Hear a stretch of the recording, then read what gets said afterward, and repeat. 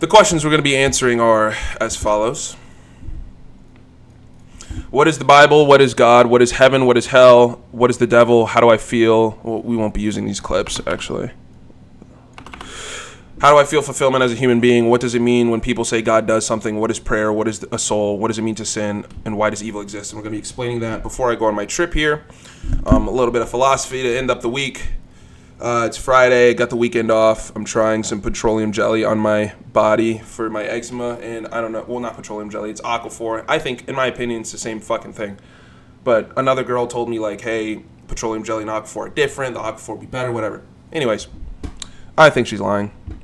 Let's watch this short clip here. Let's go to 150. Okay, so this is what the Bible is. On the idea that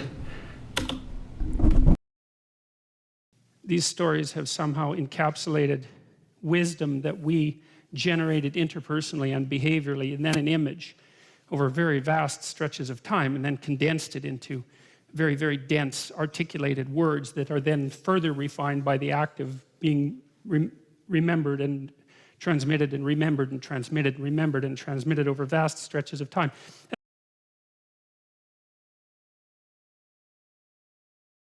Okay, so basically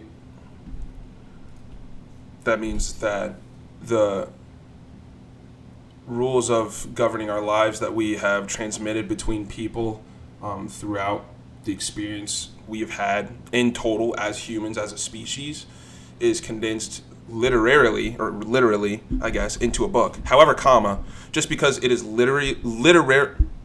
just because it is written, just because it's written in a book doesn't mean it is literally correct. So, correct, yes, but a lot of the vernacular in the Bible is metaphorical. And this was confusing for me to understand at first, because I was reading things like the earth was created in 7 days, thinking it was like 7 earth days. And I was like, well, I know that's bullshit, but that's not actually the case, because it didn't mean 7 24-hour days. A day is like a period of time. So thinking about it like that, well, yeah, technically yes. And so that's something I had to apply to the rest of the literature, which was difficult. And that's something sometimes you have to have explained to you. So what I did was, and this is this is where my ethos comes for being able to talk about this, is I spent 9 months, talked about this before a couple times on the channel. I have a video titled Jehovah's Witnesses or whatever, but it's been a good long, it was a lot of hours. 9 months, 1 hour a week, every week with Jehovah's Witnesses. And they would explain to me all the things in the Bible that I had questions about. And Jehovah's Witnesses are some of the most knowledgeable Christians. They claim to be Christians. Other Christians believe they're not Christians, whatever. Hey, I'm not in the fucking middle. I was on the sideline absorbing the knowledge that they were allowing me to siphon. And a couple questions I still have. But I got some answers to things like why do humans suffer and things like that, which was really interesting to me. So, the Bible, like he said, is a compilation of ideas that we need to pass down for guidance on how to live life without pain, basically. And it gives instructions on how to keep yourself safe, not only physically but mentally, things like that, and it's like useful information. So there's that. So it helps to read at least some of it. There's parts that certain people won't need to read, but a lot of it I think is useful. Next, we have what is God? Easy question to answer here, right? Boom. Let me unplug my fucking. What's God? God is that which calls you to make the appropriate sacrifices and calls you on it when you don't.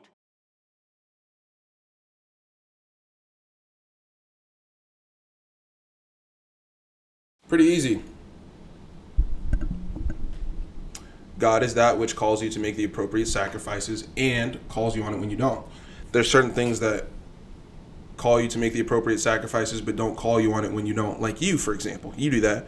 You tell yourself you're going to do something and you don't, then nothing happens, which means you can't have discipline on your own. You need an external source. So, so basically, does that mean that it's some fucking 3,000 foot tall humanoid sitting on a throne in the sky that we can't see. Not necessarily. It means that it is a force outside of yourself, though. So let's say something calls you. Anything that calls you can't be yourself. So if you're called on to do something, it has to be something outside of yourself because you have to be called on to do it. Being called on assumes that it wasn't your idea. Like when you're called to go up and present, it wasn't your idea. You were chosen. Okay. Calls you on it when you don't as well. So here's what this means, by the way. This means when you're called and you feel a calling to do something, pursue it at least. At least pursue it. Don't ignore it. If you do it and don't like it, fine. But you have to at least try, is what that means. And you should definitely make the sacrifices necessary to allow that to happen. Because you never know, that one decision could change your life. Seriously. You legitimately have to consider that. If you feel yourself being drawn towards something, it's okay to make mistakes, but that's why you experiment, so that way you could hone in on what is actually correct when you feel that feeling initially. Getting a little bit off track here, but so God calls you on it when you don't. So what does that actually mean? What is he sending you a letter? No. Let's do this. Let's take the pantheistic approach, which is my favorite to take personally. Let's say nature and God are synonymous. Let's do that. It makes it a little bit easier to understand things. So, for example, we'll say God will punish you if you sin. Very basic, generalized sentence. What does it mean? So God, nature, will punish you when you sin. Okay, well, what is nature going to do to me if I sin? Also, what do I sin against nature by doing?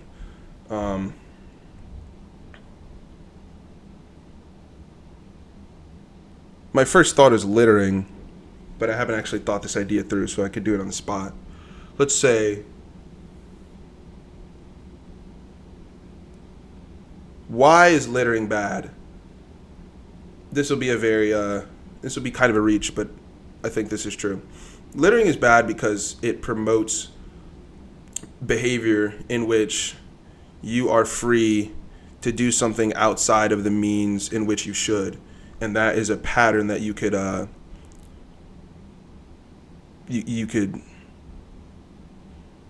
what's the word for when you what's that word? I used it the other day. I did use it the other day. What is that word? When you extrapolate. You could extrapolate your now conditioned behavior to trash things that should be considered beautiful. And you could do that to your wife, you could do that to your children, you could do that to your car, and that could become a pattern of behavior. So technically, you could be punished by that pattern of behavior. And let's say you're trashing your wife. This is a reach again, but there's not a 0% chance of this. You become conditioned in doing what you want and just throwing that shit out the fucking window. And it's like, you're just going to get used to getting what you want whenever you want. Things like that. Okay? Maybe. Or, this is another one, an easier one to understand, I think.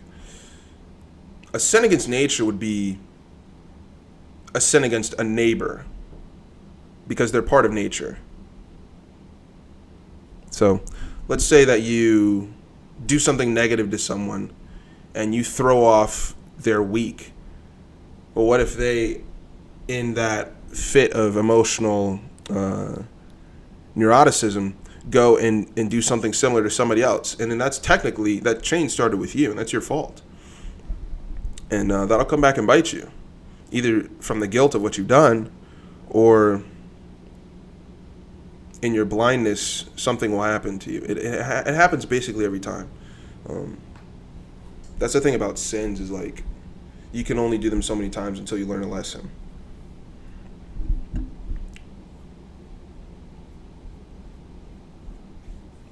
So, okay. What else do we have? What is heaven? We're going to watch this clip.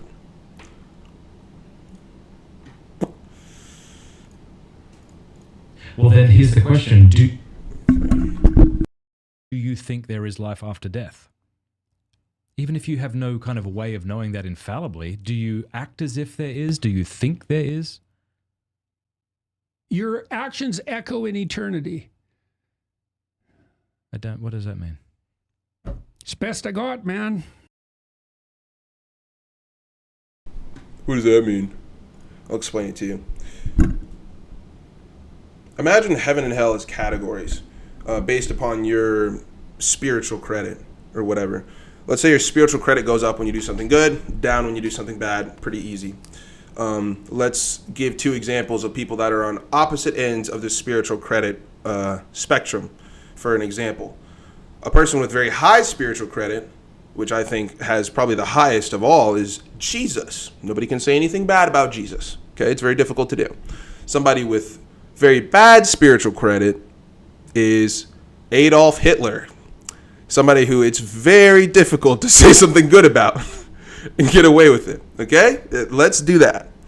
Now that we've established this spiritual credit line thingy, these are the 2 extremes. In the middle, we have everybody else. And the way that you are remembered and talked about post-mortem is your designation of heaven or hell. So if you do everything as good as possible, obviously you can't be like Jesus because he was just so goddamn perfect. But if you're close, or I guess this way, if you're close to Jesus, you'll be regarded as good when talked about throughout history. Now, if you're on the other side of that, the opposite will happen, and people will either put you at the end of a joke or things like that after you pass away.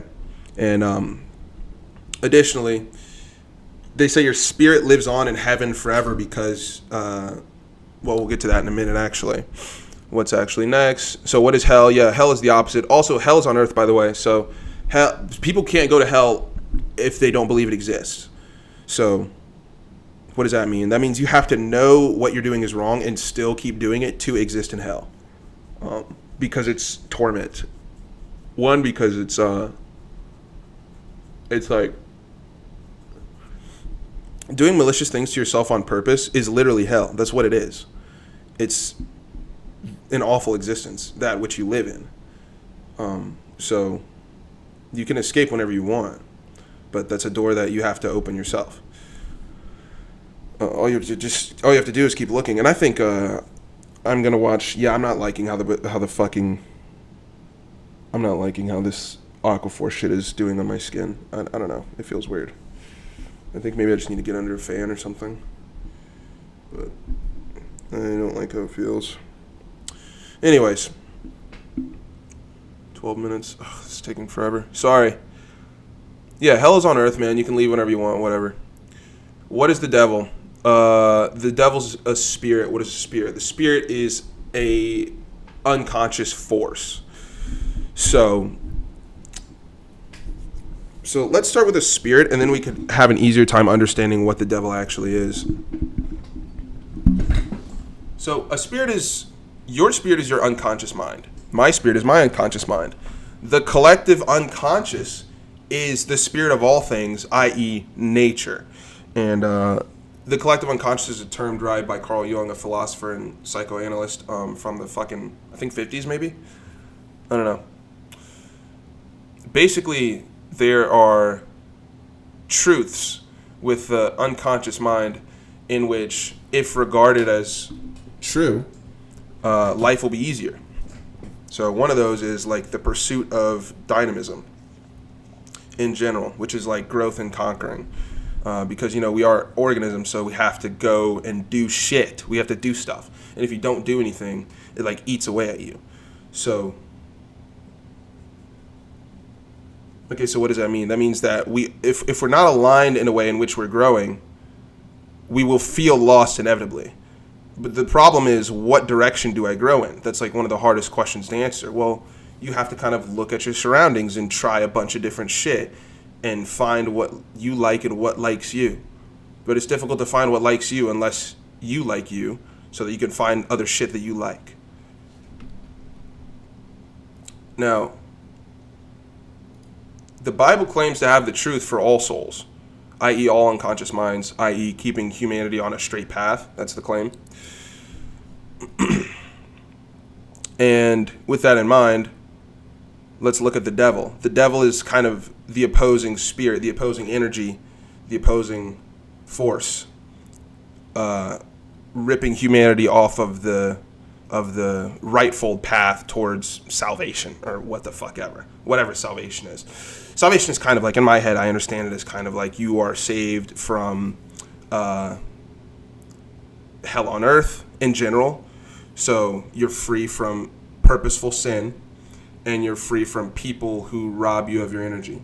And things like this I can actually feel as I apply them. So I'm going to keep doing this, is kind of separating myself from people that are demonic. So what does this actually mean and look like when you say the words demonic, devil, all this bullshit? It's hard at first to understand conceptually, because nobody really explains it. So let's say that the umbrella under all demonic energies and spirits and all this, magician shit that's bad in general, let's put it under the umbrella of Satanism to the left. And to the right, we have, the Holy Spirit, and all the opposing forces are here. So we know what the Holy Spirit is. At least we have a basic idea. It's good. You can see that in the world. Now let's think about the opposite. And this is, by the way, at least this is what the Bible claims. This is why suffering exists. So here's what a curse is. A curse is kind of it's like a divot in the perpetual good spirit that was driving your generational bloodline. So everything was good, and then somebody either got greedy or something like that in the past in your bloodline and fucked something up. Now, this is my theory. I think that the Bible says that the innocent suffer because of the sins of 3 or 4 generations behind. I think that's because things can kind of happen hereditarily. There's evidence of women in war zones who had babies, and the stress could be genetically traced from the experience of those women in the war zones, and like the babies were more stressed out or some shit like that. I wish I could think of the article off the top of my head, but maybe if I find it, I'll link it. I don't know. Very interesting article. It wouldn't be hard to find if you looked it up. And the claim was stress can be genetic. And so let's say, for example, you had this is the claim, by the way. This is the claim. You had a grandfather that robbed the innocent and kept all the money, and the stress drove him insane, and he died of some mental illness, which got passed to your mother and got passed to your brother, and now your brother has this mental illness. You guys don't understand why. There's not a 0% chance of that. I'm saying that's my understanding of a way that a conclusion can be drawn from that. I'm not sure if that's entirely true. But that is the claim. That's just the claim. So when people say avoid the devil, this all this shit,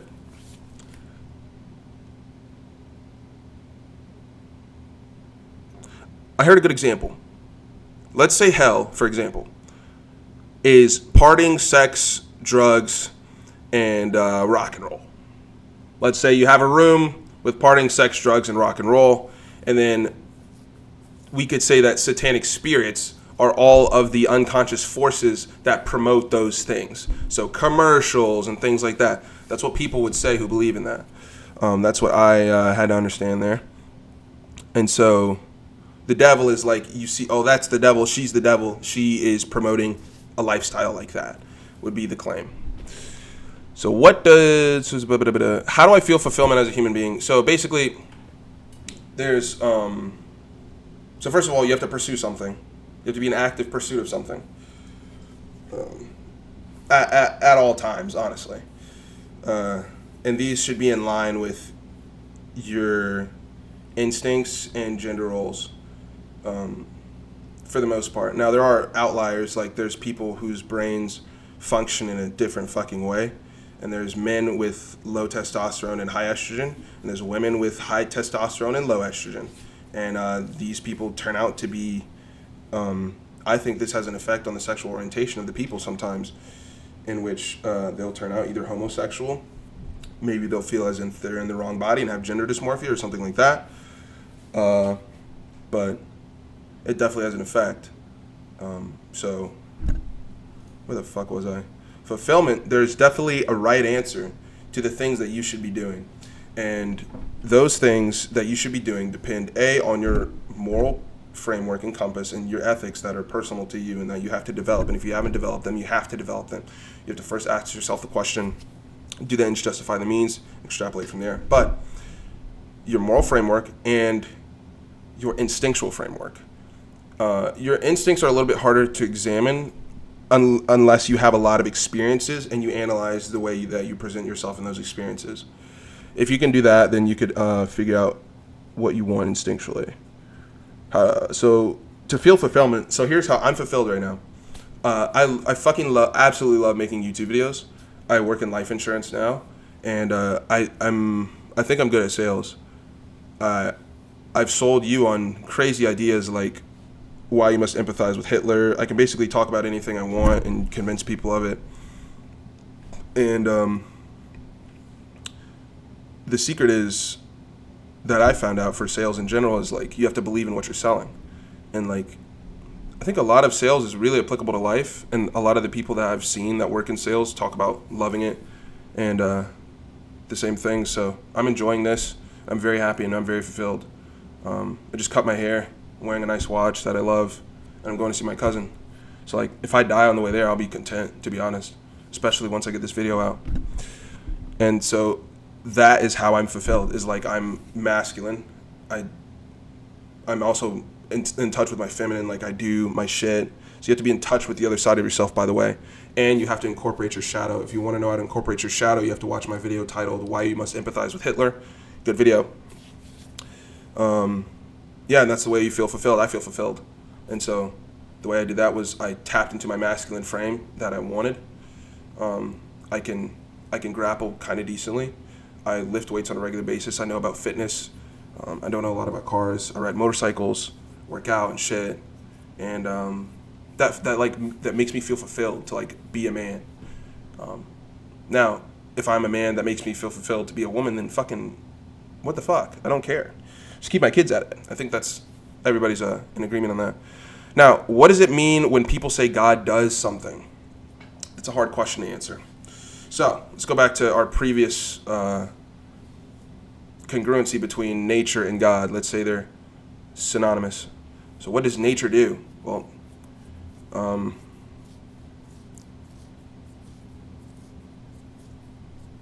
first of all, let's define determinism. Determinism is kind of a point that happens in history or time. Let's say, for example, you open a door. You opening the door can be traced from you getting up. The door has to be closed. You have to want to open the door, all these things. And then the question would be, why do you want to open the door? And then it all comes down to you opening the door. And there's a traceable line of events from zero that we could look back. It's very difficult. Obviously, we can't like write them down, but they exist in which you could go all the way back from you opening the door to not wanting to open at all, not even thinking about the door. And determinism defines this. And so let's say you do something here and are punished for it here, but you don't know why.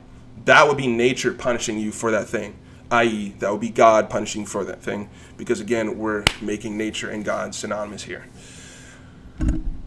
Just for the sake of understanding. So let's say you sin against God. You fuck a bitch and get her pregnant, and now you're not ready for a kid. Well, that would be your punishment. I'm not saying kids are punishment, but if you're not ready, it definitely would feel like one. All right. What is prayer? Prayer is meditation in alignment with something specific, which is what meditation is.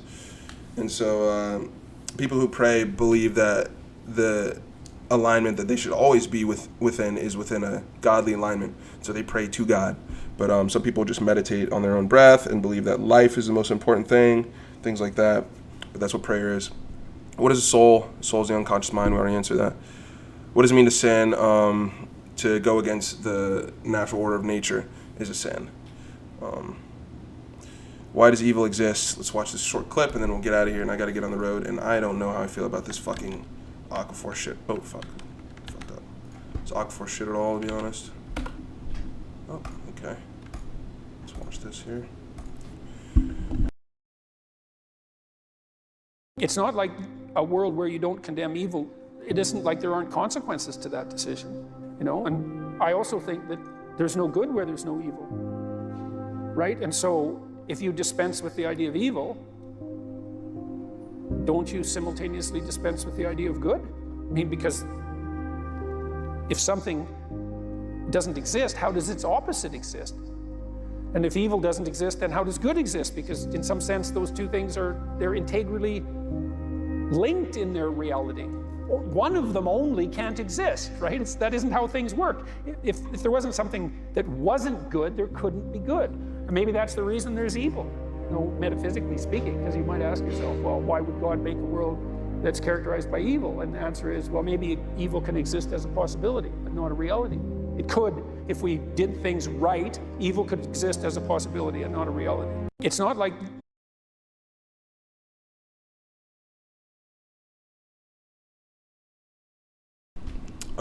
best I could come up with that one. Damn, yeah, you can see me just touch my entire body. Oh, fucking. Really gotta figure my eczema out. Yeah, there's no choice. Because, like, so let's think about it this way in terms of a philosophical example. Let's say there actually was world peace. Let's say we actually achieved world peace. There's two ways to do that. The first way is both ways are impossible, by the way. The first way is it can't be done.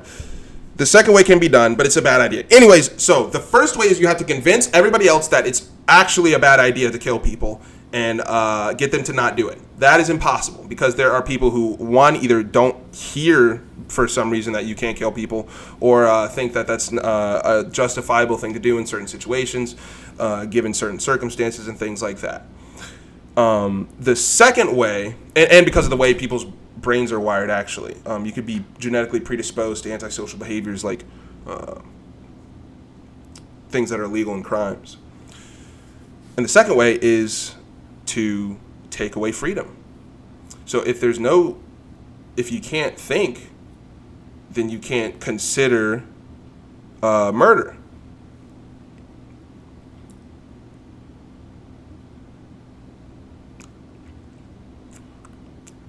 Like, there's no freedom in North Korea.